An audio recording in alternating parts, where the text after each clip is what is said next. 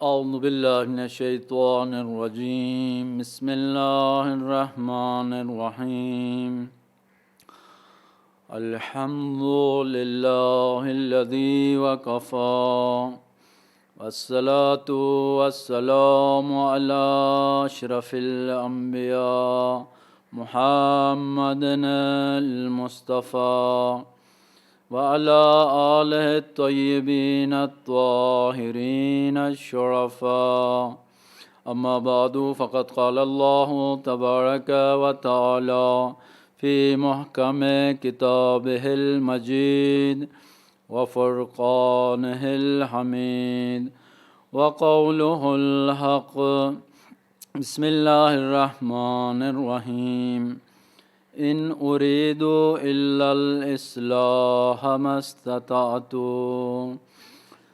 برادران ایمانی، جیسے کہ آپ کے علم میں ہے، یہ سلسلہ مجالس اپنے چوتھے مرحلے میں داخل ہوئی، جس کا موضوع اہداف اور اغراض قیام امام حسین علیہ السلام۔ اس عنوان سے مختصر طور پہ چند عرائض آپ کی خدمت میں پیش کرنے کی سعادت نصیب ہوئی، اور اسی ہی سلسلے کی ایک کڑی لے کر آج آپ کی خدمت میں ہیں۔ یہ محافل و مجالس ذکر امام عالی مقام علیہ السلام دنیا کی ان عظیم ترین درسگاہوں میں شمار ہوتا ہے جس میں عمر کی کوئی قید نہیں ہے، جس میں کسی قسم کی ایسی شرائط نہیں ہے۔ یہاں 6 مہینے کے بچے، گود میں بہنے والے بچے سے لے کے سن رسیدہ معمر ترین افراد تک کے لیے اس درسگاہ کے دروازے کھلے ہیں۔ ہم سالانہ امام مظلوم کی جہاں یاد مناتے ہیں، ان کا تذکرہ کرتے ہیں، وہاں اپنی زندگی کے لیے حرارت اور اپنی اصلاح کے لیے، اپنی دنیا آخرت کی سعادت اور بھلائی کے لیے قرآن، پیغمبر گرامی اور اہل بیت علیہم السلام کے ان سنہرے تعلیمات سے بھی استفادہ کرتے ہیں، جن کو انسانی بھلائی کے لیے، سعادت اور خوش بختی کے لیے اللہ نے اپنے نبی مکرم پر نازل فرمایا۔ یوں کربلا جہاں ایک رہتی دنیا کے لیے، پوری بشریت کے لیے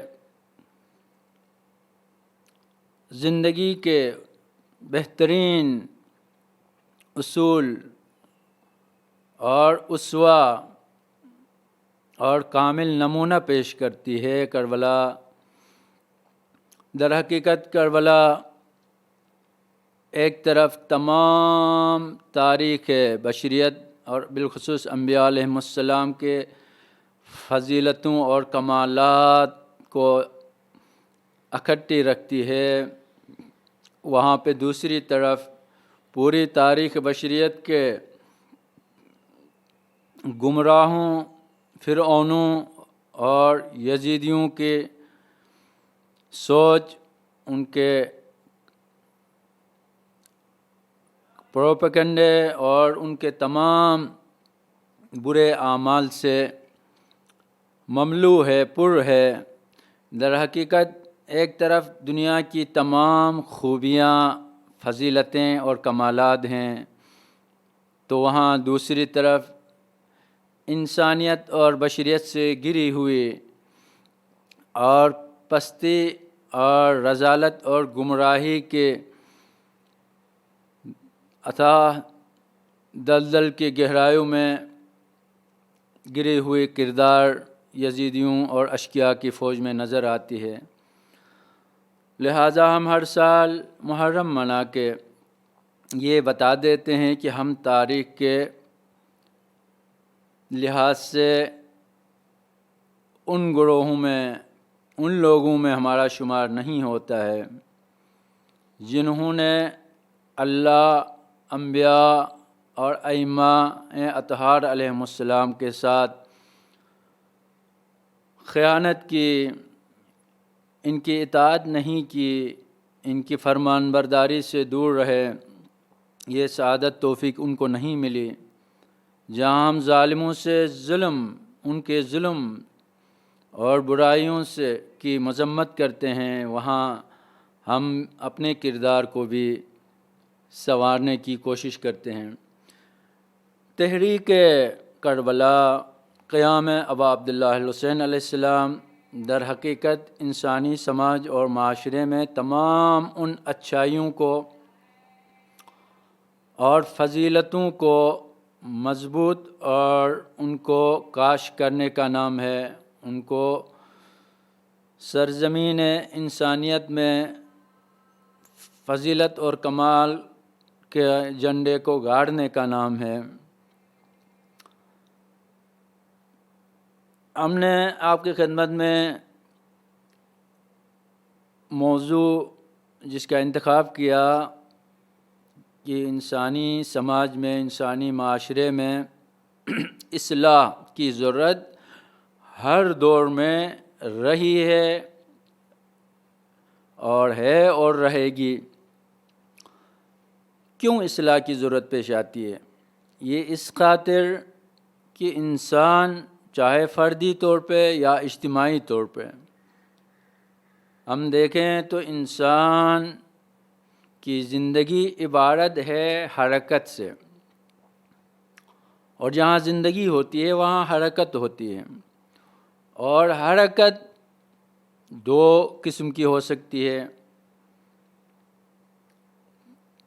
جہاں حرکت نہ ہو وہاں موت ہے، اور خود حرکت ایک روح کمال، پیش رفت، بلندی اور ترقی کی طرف ہو سکتی ہے۔ بعض دفعہ یہی حرکت زندگی ہے، حرکت بھی ہے، لیکن سمت و سو اس کے رخ جو ہے کمال اور بلندی کی طرف نہیں، بلکہ پستی، گمراہی اور خرابی کی طرف حرکت میں ہوتا ہے انسان۔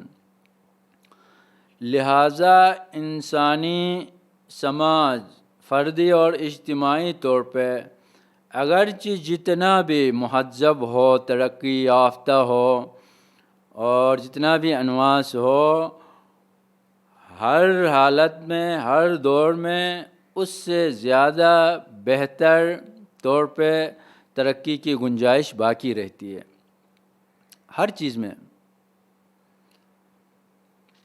تو ایسے میں جب بہتر اور مزید ترقی کی گنجائش ہوتی ہے تو یہ ترقی کی حرکت اور سفر کبھی کند ہو جاتا ہے، یا کبھی بالکل ہی رخ اس کا پستی کی طرف ہوتا ہے حرکت کا۔ بعض دفعہ معاشرہ بالکل ہی بے حرکت ہو جاتا ہے، اس کے اندر حرکت ڈالنی پڑتی ہے۔ جیسے سطح سمندر میں اگر آپ کوئی چیز دور سے دیکھ لیں، اگر وہ سمندر کے موجوں کے رحم و کرم پہ ہے، بے سدھا اور بے حرکت ہے، تو اس سے یہ احساس ہوتا ہے کہ یہ چیز بے جان ہے یا بے جان ہو چکی ہے۔ لیکن اگر کوئی چیز سمندر کی سطح پہ نظر آئے لیکن موجوں کی طغیانیوں سے اور سمندر کے طغیانی میں حرکت میں ہے، اپنی نجات اور اپنے بچاؤ کے لیے ہاتھ پیر مار رہی ہے، تو ہمیں لگ رہا ہے کہ وہ چیز، وہ شے زندہ ہے، چونکہ اس میں حرکت نظر آ رہی ہے۔ حرکت زندگی کی علامت ہے۔ زندگی ایک بڑی نعمت ہے، لیکن صرف حرکت اور زندگی سب سے بڑی فضیلت نہیں ہے، بلکہ زندگی کی کمال کی طرف حرکت، محو حرکت ہونا، یہ جو ہے انسان کے لیے شرف اور فضیلت اور کمال کی بات ہوتی ہے۔ انسانی سماج میں عرض کیا آپ کی خدمت میں، بعض دفعہ فردی طور پہ اس کی اصلاح کی ضرورت پیش آتی ہے۔ اصلاح، سنوارنا، بنانا، ٹھیک کرنا، خرابی کو دور کرنا، اور یہ خرابی بعض دفعہ اخلاق، عادات میں ہوتی ہے کسی فرد کے یا معاشرے کے۔ یہ خرابی اور بگاڑ بعض دفعہ سوچ، افکار، نظریات اور عقیدے میں ہوتی ہے، اور یہ خرابی بعض دفعہ انسان کے عمل میں ہوتی ہے، اور عمل کا دائرہ پھر اتنا وسیع ہے، انسانی زندگی کے تمام پہلوؤں پر محیط ہے۔ یہ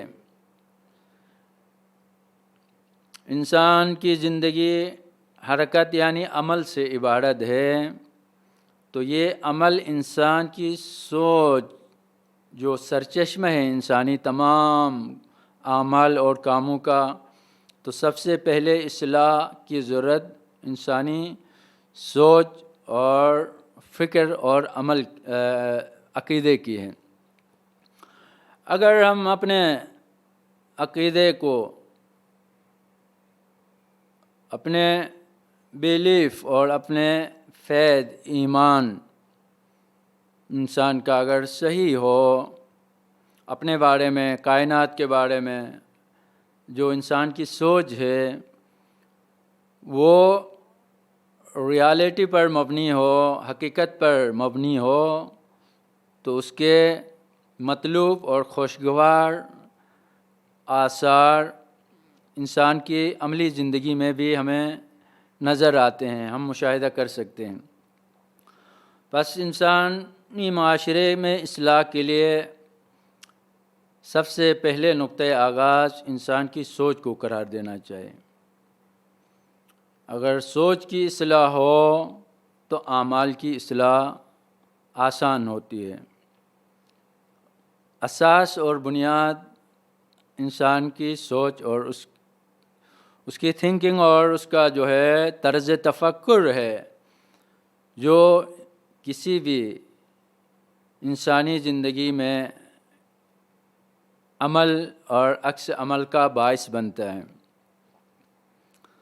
یہی وجہ ہے انبیاء علیہ السلام نے اپنے تاریخی اصلاح کا جو منشور پیش کیا، اس میں سب سے پہلے عقیدے کو اہمیت دی۔ ترجیحی بنیادوں پہ جس چیز کو آگے بڑھایا وہ انسانوں کا عقیدہ ہے۔ بالآخر انسان اس دنیا میں آیا ہے اور زندگی کی نعمت سے سرفراز کیا گیا ہے، اور سوچنے اور سمجھنے کی صلاحیت سے نوازا گیا ہے، تو انسان چاہے نہ چاہیں کچھ بنیادی سوالات اس کے ذہن میں اٹھتے ہیں، اور انسان خواہ ہو ناخواہ سوچنے پہ مجبور ہو جاتا ہے۔ جیسے انسان کی باڈی کی سرکولیشن خون کی آٹومیٹکلی خود سے ہو جاتی ہے، اسی طرح انسان نیچرلی طور پہ سوچنے والا ہے، تو وہ سوچتا ہے کہ اس کائنات میں جہاں وہ آیا ہے یہ کیا ہے، اس کی حقیقت کیا ہے، کب سے بنی ہے، کیسے بنی ہے، اور اس کا کوئی بنانے والا ہے کہ نہیں۔ انسان کے ذہن میں اٹھنے والے یہ بڑے بڑے سوالات، بنیادی اساسی بیسک سوالات، جن کے جوابات ڈھونڈنے کے لیے انسان نے فلسفے تشکیل دیے، بڑے بڑے فلاسفر اس دنیا میں آئے، اور آج تک یہ سلسلہ آگے بڑھ رہا ہے۔ پہلے سے بھی زیادہ سنجیدگی کے ساتھ یہ سوالات سامنے آ رہے ہیں، اور انسان اپنے وجود کی اور اپنے ارد گرد جس کائنات میں ہم زندگی گزار رہے ہیں، اس کے متعلق اٹھنے والے سوالات کا سنجیدگی سے مطالعہ کر رہا ہے، ریسرچ کر رہا ہے، اور آئے دن حقیقت کی کھوج اور تلاش اور جستجو میں انسان کائنات کے اپنے وجود کے مختلف پوشیدہ گوشوں کو عیاں کرنے کی کوشش کر رہا ہے، اور ان سوالوں کے جواب دینے کی کوشش کر رہا ہے۔ مولا امام عالی مقام امام حسین علیہ السلام نے اپنے جس قیام کا اصلاح کے غرض سے آغاز فرمایا اور اسے بہترین طریقے سے پائے تکمیل تک پہنچایا، مولا عالی مقام ایک مقام پہ ارشاد فرماتے ہیں، جب کربلا کے قریب مولا کی آنکھ لگی تو جیسے بیدار ہوئے، مولا نے آئے استرجاع کی تلاوت فرمائیں، یعنی قالوا انا للہ و انا الیہ راجعون۔ تو حضرت علی اکبر علیہ السلام پوچھنے لگے، ابا جان آپ نے کیوں اس آیت کی تلاوت فرمائی اس مقام پہ؟ تو مولا نے فرمایا، جیسے میری آنکھ لگی تھی تو میں عالم خواب میں سن رہا تھا کہ ایک ملک فرشتہ آواز دے رہا ہے، لوگوں یہ قافلہ موت کی طرف آگے بڑھ رہا ہے۔ جیسے ہی مولا امام مظلوم امام عالی مقام نے یہ بیان فرمایا، علی اکبر نے ایک سوال پوچھا، بابا مجھے یہ بتا دیجیے گا، السنا علی الحق، کہ ہم حق پر ہیں کہ نہیں؟ تو مولا امام حسین علیہ السلام نے فرمایا، جی بیٹا ہم حق پر ہیں، اور پوری معرفت اور پوری شناخت اور بصیرت کے ساتھ ہم اپنے اس الہی فریضے کو آگے بڑھا رہے ہیں۔ تو حضرت علی اکبر نے فرمایا، ہم حق پر ہیں تو پھر ہمیں کیا فرق پڑتا ہے، موت ہم پر آ پڑے یا ہم موت پر جا گریں۔ ملاحظہ فرمایا آپ نے، کربلا اور کربلا والوں کی سوچ حق کی تلاش اور حق کے ساتھ دینے سے عبارت ہے۔ ان سوالوں کا جواب زندگی میں جتنی تکلیفیں، مشقتیں برداشت کرنی اور جھیلنی پڑتی ہیں، وہ اگر حق کے ساتھ ہوں، سچائی کے ساتھ ہوں، تو ان کا مزہ ہی کچھ اور ہوتا ہے۔ بات اتنی سی ہے کہ انسان صداقت، سچائی اور ٹرث، جو بھی آپ کے تعبیر کریں، اس کو اس تک پہنچا ہو، اس کے ذائقے کو چکھا ہو، تو پھر پوری زندگی شیرین ہوتی ہے، چاہے انسان اپنی موت سے ہی کھیلنا کیوں نہ پڑے، زندگی پر لطف ہو جاتی ہے جب انسان صداقت اور سچائی کے ساتھ اور اس کی معرفت کے ساتھ آگے بڑھ رہا ہوتا ہے۔ اس موضوع پہ، اصلاح کے موضوع پہ توجہ فرمائے گا۔ قرآن مجید میں اللہ تبارک تعالیٰ نے انسانی معاشرے کے بگاڑ اور خرابیوں میں سے کچھ اصلی برائیاں ہیں، جن کی وجہ سے، جن کے سبب سے پورا معاشرہ، پورا سماج جو ہے خرابی اور برائی کے منظر پیش کر رہا ہوتا ہے۔ یہ بنیادی چیزیں قرآن نے سب سے پہلی چیز جو بیان فرمایا ہے، جس کی وجہ سے انسانی فردی زندگی اور اجتماعی زندگی میں خرابی اور برائی اور گمراہی کا عنصر آتا ہے، وہ ہے اللہ کے بھیجے ہوئے انبیاء علیہم السلام اور ائمہ اطہار علیہم السلام کے راستے سے منحرف ہونا اور ان کی اطاعت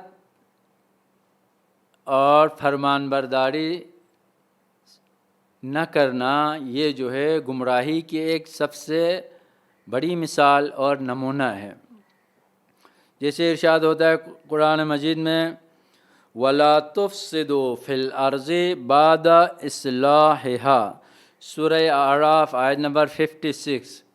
اے لوگو، انسانوں، روئے زمین پر خرابی، بگاڑ، گمراہی اور انحراف بپا مت کرو۔ بعد اصلاحها، اس زمین کی اور انسانوں کی اصلاح کے بعد، یعنی جب ایک دفعہ اصلاح ہوئی، اچھائی اور کمال کے حرکت پر گامزن ہوئے تمام انسان، تو اس کے بعد اس میں خرابی، برائی اور گمراہی کی پھیلانے کی کوشش مت کرنا۔ پوچھا گیا کہ یہ اس آیت شریفہ میں اصلاح کے بعد گمراہی اور فساد اور فتنہ اور شر اور برائی سے روکا گیا ہے، یہ اصلاح کب ہوئی؟ تو روایت میں یہ بات آئی ہے، اصلحها برسولہ و امیر المومنین، یعنی اللہ نے روئے زمین کو اپنے سابقہ تمام انبیاء اور رسولوں کے ذریعے ہدایات کی کتاب بھیجی، دین بھیجا، شریعت بھیجی، اور ان کے ذریعے سے انسانوں کی اصلاح فرمائیں۔ تو اس کے بعد جن لوگوں نے انبیاء اور رسول زندگی کے لیے رہنما گائیڈ پرنسپلز، رہنما اصولوں کے آنے کے باوجود ان کی اطاعت سے، ان کی فرمان برداری سے گریز کیا اور فرمان برداری نہیں کی، یعنی رسول اور امیر المومنین علیہ السلام کی خلاف ورزی کی، ان کی نافرمانی کی، جس کے نتیجے میں اصلاح کے بعد زمین میں بگاڑ پیدا ہوئی۔ جب ہر ایک نے آسمانی لا، قانون، شریعت، دین، عقائد کو نظر انداز کی اور اپنے اپنے بنائے ہوئے بتوں اور اپنی اپنی سوچ، اپنے اپنے خیالات کے مطابق جب زندگی بسر کرنی شروع کی، تو یہاں سے پھر خرابی اور بگاڑ پھیلتا گیا۔ تو یہ بگاڑ انسانی سماج میں قرآن کے روح سے سب سے بڑی خرابی یہاں سے شروع ہوتی ہے کہ انسان اپنے رب اور مالک کے بنائے ہوئے قانون، دین اور شریعت اور اس کے بھیجے ہوئے ہادی کی طرف پشت کرے، اس سے دوری اختیار کریں، تو یہ یہاں سے بگاڑ کا آغاز ہوتا ہے۔ لہٰذا ہم انسانی تاریخ میں دیکھتے ہیں جن اقوام نے، جن معاشروں نے انبیاء علیہ السلام اور اللہ کے بھیجے ہوئے تعلیمات اور رسولوں کی پیروی کی، تو اس دور میں، اس عرصے میں بڑی برکتیں، بڑی اچھائیاں پھیلنے لگی روئے زمین پہ۔ ایمان ہے، تہذیب ہے، اخلاق ہیں، اور بہترین اعتقادات ہیں، لیکن جیسے ہی انبیاء سے دور ہوئے، آسمانی تعلیمات سے دور ہوئے، تو پھر انسان ہے اور انسان کی خواہشیں ہیں، اپنے امور کی باغ دوڑ پھر نفس امارہ کے ہاتھ میں ہے۔ یہاں انسان پھر خود خدا کی جگہ میں بیٹھتا ہے، خود نبی کی جگہ میں بیٹھتا ہے، اپنے لیے قانون وہی ہے جو خود بنائے۔ تو ظاہر سی بات ہے انسان کا وجود اپنی ان جہالتوں کے ساتھ، اپنے ان عقلی محدودیتوں کے ساتھ، جو لمیٹڈ علم اور حد کا مالک ہے، ایسے میں ایک کامل ترین آئیڈیل مثالی زندگی کا منشور بنانے سے خود عاجز ہوا، ناکام ہوا۔ نتیجے میں برائی اور انحراف اور گمراہی کو جگہ ملی، موقع ملا، لہذا پھیلنے لگی۔ بس عزیزو، 61 ہجری کا دن، 61 ہجری کا سال بھی ایسا ہی تھا جس میں مولا حسین علیہ السلام نواسہ رسول نے، جو پیغمبر گرامی صلی اللہ علیہ وسلم کہ اللہ کی طرف سے بھیجی گئی آخری کتاب قرآن مجید رہتی دنیا تک کے لیے ہدایت کا چراغ، یہ قرآن صامد، اور اس کے ساتھ پیغمبر نے ہر دور کے اپنی امت کی اصلاح کے لیے ائمہ اطہار علیہ السلام کی جو جانشینی کا سلسلہ قائم فرما گئے، اس آسمان ہدایت و امامت و ولایت کا تیسرا تابناک ترین ستارہ یعنی امام عالی مقام نے جب دیکھا نانا کی امت میں روز بروز برائیاں، خرابیاں اتنی پھیلی ہیں کہ اب لوگ حرام ذرائع سے ذخیرہ اندوزی کو برا نہیں سمجھتے ہیں، یزید جیسے فاسق، فاجر اور گمراہ حاکم کو پیغمبر کا جانشین سمجھنے لگے ہیں۔ تو ایسے میں امام نے امت کی اصلاح کے لیے قیام فرمایا۔ آج محرم کے چوتھے رات کے چند مصائب اور مصیبت کے جملے آپ کی خدمت میں بیان کیے جائیں گے۔ امام کے قیام کا یہ سلسلہ رازداران ایمانی، عزاداران امام مظلوم، جب امام 2 محرم کو کربلا کی سرزمین میں داخل ہوئے اور دوسرے محرم کو حر کے جسارت اور جو گستاخی تھی راستے میں امام کا راستہ روکا کوفہ کی طرف جانے سے، اور یوں سرزمین کربلا میں خیمے لگے، اور بنی اسد سے امام نے کربلا کی زمین خرید لی، اور خریدنے کی وجہ بھی اس شرط کے ساتھ بیان کی مولا نے کہ ہم اس سرزمین میں دفنائے جائیں گے اور قیامت تک ہمارے چاہنے والے ہماری زیارت کو آئیں گے، لہٰذا کربلا کی سرزمین پہ آنے والے ہمارے زائروں کو 3 دن تک بیٹھنے کی اجازت ہو۔ اس شرط کے ساتھ بنی اسد سے سرزمین کربلا کی خریداری کی۔ آج کی ذکر مصیبت میں امام کے ایک بچپنے کے دوست حبیب ابن مظاہر کے مصائب آپ کی خدمت میں بیان کرنے ہیں۔ حبیب ابن مظاہر اپنے بڑھاپے میں، اپنی عمر کے بڑھاپے میں داخل ہیں، کوفہ میں ہیں، مولا کربلا میں آئے۔ آج 7واں دن تھا کہ زینب سلام اللہ علیہا دیکھتی ہیں کہ آئے روز فوج اشقیاء میں بڑے بڑے قافلے ہزاروں کی تعداد میں داخل ہو رہے ہیں۔ خبریں آ رہی ہیں کہ ابھی ابن سعد آیا اتنی فوج کے ساتھ، ابن زیاد آیا اتنی فوج کے ساتھ، شمر آیا اتنی فوج کے ساتھ، اور خولی آیا اتنی فوج کے ساتھ، حرملہ آیا اتنی فوج کے ساتھ، لیکن کہیں سے یہ خبر نہیں آ رہی ہے کہ اس پھیلی زمین پر نواسہ رسول کا کوئی مددگار نہیں آ رہا ہے۔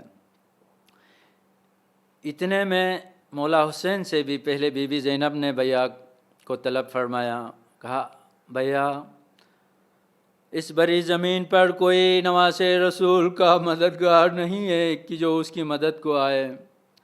فوج اشکیا میں ہزاروں کے قافلے، روز بروز فوج اشکیا کی تعداد بڑھ رہی ہے۔ پھر فرمایا بی بی زینب نے، بھیا آپ کے بچپنے کا دوست حبیب ابن مظاہر کوفہ میں ہے، آپ ان کو بلائیں کہ وہ نواز رسول کے ساتھ ضرور اپنی وفا نبھائے گا۔ جیسے بی بی کا یہ کہنا تھا، اور بی بی گلہ مند تھیں امت سے کہ یہ امت آج 11 ہجری کو رسول مکرم کی رحلت کے بعد 61 ہجری 51 سال کے عرصے میں اتنی تبدیلی آئی ہے کہ آج کربلا کے صحرا میں نواز رسول سیدہ شباب اہل الجنت کی نصرت کو آنے کے لیے کوئی تیار نہیں ہے، اور فوج اشکیا میں جوک در جوک اضافہ ہو رہا ہے۔ تو مولا حسین نے کہا، بہن میں کوئی اور یہ بات کر لیتا تمہیں جواب دیتا، لیکن آپ کو کیا جواب دوں؟ آپ نے نانا کی رحلت کے بعد ماں کا زمانہ بھی دیکھا، فاطمہ زہرا کا لوگوں نے آ کے دروازہ جلایا، کتنے ساتھ دینے والے تھے۔ آپ نے بابا علی مرتضیٰ کا وقت بھی دیکھا ہے بہن، کہ جب علی مرتضیٰ کو مسجد کوفہ میں زہر حلال سے بجھی تلوار فرق اطہر پر ماری گئی، شہید ہوئے، اور کتنی جنگیں اس سے پہلے لڑی، ان جنگوں میں کتنا ساتھ دیا۔ آپ نے بھیا حسن کا زمانہ بھی دیکھا ہے کہ بھیا حسن کو تنو تنہا جنگ کے میدان میں اکیلا چھوڑ دیا، کتنے چاہنے والے تھے کہ مولا کو مجبوراً صلح کرنی پڑی۔ عزادارو مولا حسین فرماتے ہیں، بہن آپ نے اب میرا زمانہ بھی دیکھنا ہے۔ الدنیا الناس عبید الدنیا، لوگ دنیا کے غلام ہیں، جس طرف ہوا کے رخ ہے دنیا ہے اسی طرف چلے جاتے ہیں۔ عزادارو مولا کا یہ فرمانا تھا۔ اتنے میں مولا نے بیوی کے مشورے پہ خط لکھا، من الحسین ابن علی الی الرجل الفقی۔ خط پہنچنا تھا قاصد کے ذریعے کوفہ میں۔ حبیب ابن مظاہر اپنی اہلیہ کے ساتھ دوپہر کے کھانے میں بیٹھے تھے۔ قاصد نے دق الباب کیا، حبیب باہر آئے اور پوچھا، کون ہو، کہاں سے آ رہے ہو؟ کہا مولا حسین کربلا میں آئے ہیں، مولا کا نامہ لے کے آیا ہوں۔ اتنے میں حبیب قاصد کے قدموں پہ گر پڑے، نامہ لے، اور قاصد سے کہا، اور قاصد کو کہا شام تک مولا کی خدمت میں حاضری کی شرف حاصل کروں گا۔ عزادارو قاصد چلا گیا، حبیب اندر آئے، بیوی نے پوچھا کون تھے گھر دروازے پہ؟ کہا بچپنے کے دوست حسین کا قاصد آیا۔ بیوی نے پوچھا کیا خبر ہے؟ کہا حسین مجھے بلا رہے ہیں، کربلا میں آئے ہیں۔ بیوی کا یہ سننا تھا۔ حبیب کی بیوی نے پوچھا پھر آپ کا کیا ارادہ ہے؟ حبیب نے اس مومنہ کو آزمانے کے لیے کہا، میں چاہتا ہوں کہ نہ جاؤں۔ تو مومنہ نے جلدی سے اپنی چادر، اپنی چوڑیاں، اپنے زیورات نکال کے سامنے رکھ دیے۔ یہ لو حبیب تو یہ پہن کے بیٹھو، اپنی تلوار مجھے دو، میں فرزند زہرا کی نصرت کے لیے جاؤں گی کربلا میں۔ یہ دیکھنا تھا حبیب مسکرائے، کہا میں آزمانا چاہ رہا تھا، ارے فرزند رسول بلائے اور میں نہ جاؤں؟ میں اسی زندگی پر تف ہو کہ جہاں زہرا کا لال مجھے بلائے اور میں نہ جاؤں زندہ رہوں۔ حبیب ابن مظاہر نے اپنے غلام کو بھیجا۔ کوفہ کے حالات بہت خراب تھے، اندر باہر آنے جانے کی اجازت نہیں تھی، ہر طرف ناکے اور پابندیاں لگائی گئی تھی۔ حبیب نے اپنے غلام کو بھیجا، فلان کوفہ سے باہر فلان جگہ پہ آپ رہنا، وہاں میں پہنچ جاؤں گا۔ حبیب کو رات کی تاریکی میں کوفہ سے باہر پہنچتے پہنچتے دیر ہوئی۔ حبیب کا غلام حبیب کا گھوڑا لے کے اس جگہ پہ بیٹھے ہوئے ہیں۔ ایک وقت حبیب پہنچا، دیکھا کہ حبیب کا غلام جو ہے گھوڑے سے کہہ رہا ہے، اے میرے آقا کی سواری، اگر میرا مولا نہیں آیا، اگر میرا آقا نہیں آیا تو میں آپ کے اوپر سوار ہو کے جاؤں گا زہرا کے لال کی مدد کے لیے۔ حبیب خیموں کے قریب پہنچے، مولا نے استقبال کی، اور اگلے دن حبیب عصر عاشور کے ٹائم نماز کا وقت ہوا دوپہر کی، اور نماز کی بات چلی۔ حبیب کو مولا نے فرمایا، حبیب جاؤ، جا کے ابن سعد سے نماز کی مہلت مانگو، جنگ بندی طلب کرو ان سے۔ حبیب گئے، ابن سعد سے کہا نماز کا وقت ہوا چاہتا ہے، حسین نماز پڑھنا چاہتے ہیں۔ عزادارو، جیسے ابن صاحب نے یہ لفظ سنے گستاخی میں جواب دیا، اور وہ گستاخی حبیب سے برداشت نہیں ہوئی۔ ابن سعد سے کہا، ابن سعد ملعون، تیری نماز قبول ہو، فرزند رسول کی نماز قبول نہ ہو۔ وہیں جو ہے حبیب کو جلال آیا، غیرت ایسی آئی کہ حبیب اس دشمنوں پر ٹوٹ پڑا، فوج اشکیا پر، یہاں تک کہ ایک وقت چاروں طرف سے حملہ کیا۔ حبیب نے اشارے سے مولا کی طرف فرمایا، مولا اب یہ نماز حوض کوثر میں آپ کے نانا اور بابا کے پیچھے پڑھوں گا۔ ایک وقت آیا، حبیب گھوڑے سے گرے، جہاد ایسی کی کہ دشمن جو ہے چاروں طرف سے حملہ آور ہوئے، حبیب گھوڑے سے گرے، اور مسلم ابن اوسجہ حبیب کے قریب آیا، کہا حبیب کوئی نصیحت ہے، کوئی وصیت ہے تو بیان کیجئے۔ حبیب نے کہا، مسلم ابن اوسجہ، بس آخر تک یہ دھیان رہے میرے مولا یکا و تنہا نہ رہے۔ یہیں کا لٹا ہوا قافلہ ایک دن کوفہ میں آیا، حبیب کا یتیم مولا سجاد کی بارگاہ میں آئے۔ مولا نے بی بی زینب سے کہا، یہ یتیم حبیب ابن مظاہر کا ہے، اور بی بی زینب کو جب پتہ چلا تو کہا، حبیب کی زوجہ کہاں ہے تاکہ میں حبیب کا پرسہ دوں۔ میں عرض کروں، زینب تو نے حبیب کا پرسہ دیا، زینب تو نے پرسہ دیا حبیب کا، لیکن تیرا بھائی شہید ہوا، تپتی جلتی ریت کے صحرا میں کربلا میں بے گور و کفن ہے، تجھے کسی نے پرسہ نہیں دیا۔ الا لعنۃ اللہ علی القوم الظالمین وسيعلم الذين ظلموا أي منقلب ينقلبون ربنا تقبل منا إنك أنت السميع العليم بحق محمد وآله الطاهرين